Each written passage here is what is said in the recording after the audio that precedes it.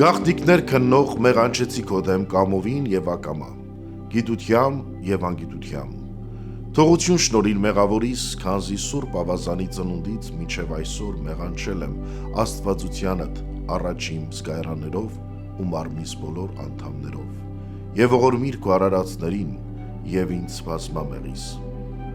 Սիրելի բարեպաշտ հավատացյալ, մեր Տեր Աստված որպես ամենագետ եւ ամենատես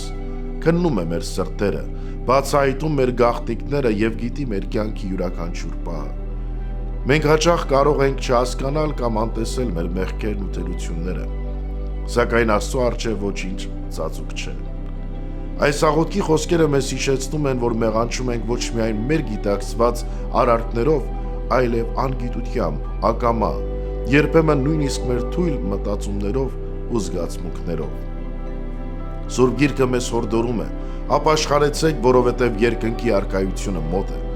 Ապաշխարությունն Աստուծո ողորմության մասնակից լինելու ճանապարհն է, այն կամուրջն է, որը մեզ կրկին միացնում է մեր երկնավոր հետ։ Ամեն օր մեր կյանքի յուրաքանչյուր վայրկյան մենք կոչված ենք վերանայելու մեր ընթացքը, մաքրելու մեր հոգին ու մտքերը եւ ապրել այնպես, ինչպես Տերն է կամենում։ Այս աղոթքի խոսքերը մեզ հիշեցնում են, որ մենք մեղանչել ենք ոչ միայն մեր գործերով, այլև մեր աչքերով, լսողությամբ, խոսքերով, ձեռքերով, ողջ մարմնով ու սրտի ցանկություններով։ Սակայն Աստված մեր հայրն է,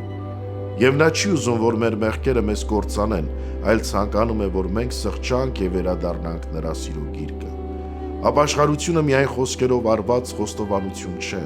այն ներքին վերափոխում է, փոփոխություն, որը դրսևորվում է մեր ողջ կյանքում։ Երբ մեր սիրտը լցվում է անկեղծ զղջումով, Աստված մեր մեղքերն այնպես չի հիշում, այլ վերափոխում է մեր հոգին, լցնում Սուրբ Հոգու շնորհներով եւ պարգևում նոր սկիզբ։